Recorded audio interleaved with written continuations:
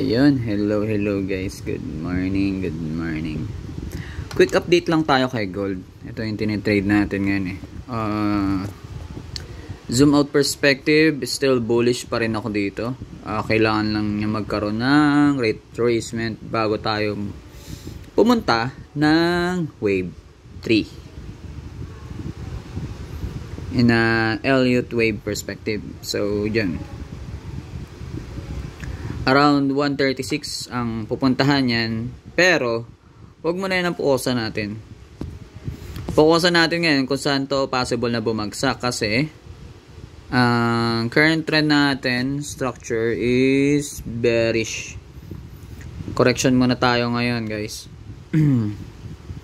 Okay, masyadong main love porque nagpapump ang asset puro pump yan. Hindi magiging healthy ang isang asset kung hindi yan magkakaroon ng correction. So ng correction nangyayari na. So ito yung target ko for me as a shorting. In-expect ko na dito ito magba-bounce dyan sa target area ko. Yan yung last itong week na to na low. So kung pupunta tayo ngayon, zooming in tayo dito sa area na to. Itong area na to, itong candle na to, na-sweep na. Sinip na niya ng ngayong araw, Sunday. So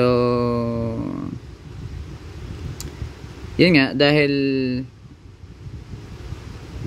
nasa bearish scenario tayo, hindi scenario pala, nangyayari na sa atin ngayon. Hindi kasi siya nag-close eh. So ang in-expect ko, hindi kasi nag-close yung body niya dito sa previous itong anin ko nga. So yan, ito piling ko. Kung mapapansin nyo guys, itong candle na to, itong candle ng Friday, yung candle ng Saturday, dito siya nag-close sa taas eh. So may buying pressure. In-expect ko dito, yun nga, kukunin tong low na to. Itong low na to, kinuha na. Ito, sinip na to ngayon ng araw eh. Na-sweep na siya ngayon. So in-expect ko dito na magpa-pump. Kahit nabagsak, ako nag-counter trend ako. Nag-position ako as a karoon ako ng position ng long.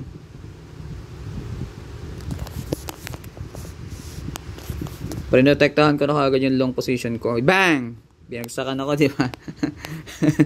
Bigla akong binagsakan. Still in profit pa rin tayo, guys. Ano pa akong entry? Nagkaroon ako ng losses kahapon kasi hindi ako makapag-focus kahapon mga trades. Ang dami ko pala na trades. Napilitan ako mag-close dun sa mga area na then may na-notice lang ako. Continuation na to pababa, itong indication na to, pasukan natin siya ng sell. Trip ko pasukan ng sell pero mamaya na. May naantay ako. Nantay ko muna ma-break talaga to eh. Itong area na to. Itong binasag na support natin. Yan yung key zone natin. So tingnan ko sa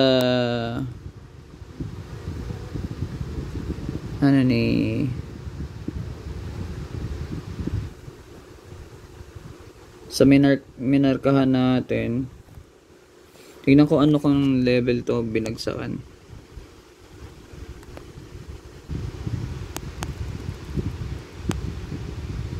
Kunin na natin tong top. For me, yan yung area ko.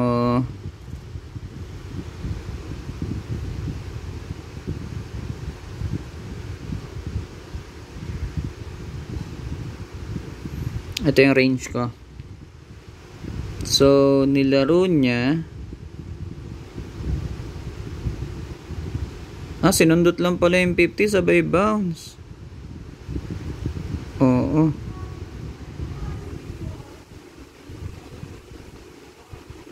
So 50 area pala yun, kaya pala siya nag-bounce ulit. Okay. Gets ko na. Kakaroon ng buying pressure. Pasukan natin yan. So tignan natin mamaya. Na-TP out ako. So kaya pala nag-bounce.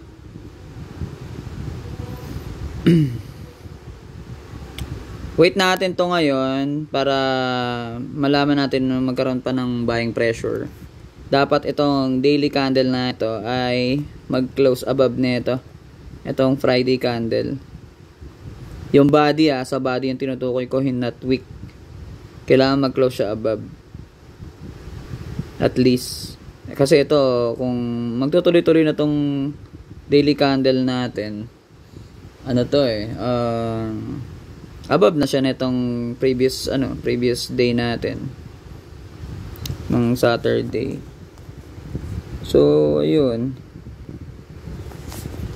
ito yung nakikita ko kung kay BTC. Kasi kung titignan mo sa indicators, yung mga MACD natin asa baba malinaw na malinaw mapa 1 day, 4 hours sa baba pa rin kahit sabi mo nagpapump yan. Yan, sa baba pa rin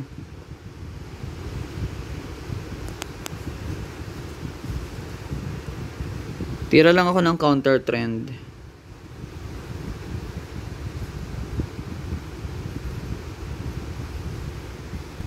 Okay guys, magka-counter trend kung hindi nyo alam yung gagawin nyo. Kasi ito, sa 1 hour, very obvious yung pabagsak nya. Quick scalp lang ako dito sa area na to. Yan. Sa price action nag-iiba na.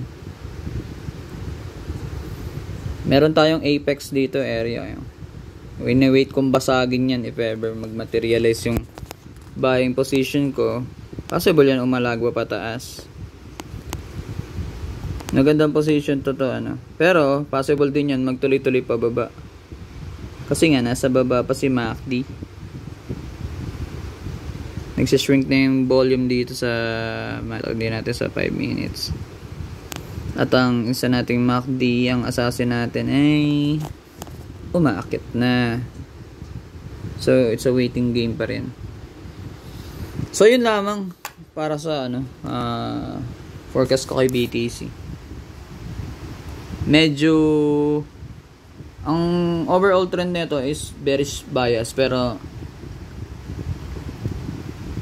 yun nga, nagka-counter trend ako. Huwag yung gagawin yung guys. Kasi meron akong sariling kung bakit ako nagka-counter trend. So yun lang. Trade safe tayo guys, trade safe. Kalma-kalma lang. Magkakalaman na mag-alas 12 na. So yun lang. Shoutout sa ating Mafia traders kila Odi Marjay, Ken, Coach Reps, si Block, at yung dalawa nating at may papasok pa pala si nakapasok na pala si Boss Shelwin Paddock, si Mr. Paddock. Shoutout. So ayun, yun lamang tayo for today. Update ako na lang bukas or mamayang gabi for gold bias. May entry ako yun, may position ako dun sa gold ko. And may position ako sa gold. Yan, around 16. Pumalo na to ng nung nakaraan Hindi ako hold ko yung position, ayoko kasi babagsak to babagsak pa yun si gold. Maganda lang ang pasok ko dun kasi inantay ko sunit yung previous day high. So yun. Thank you. Peace out.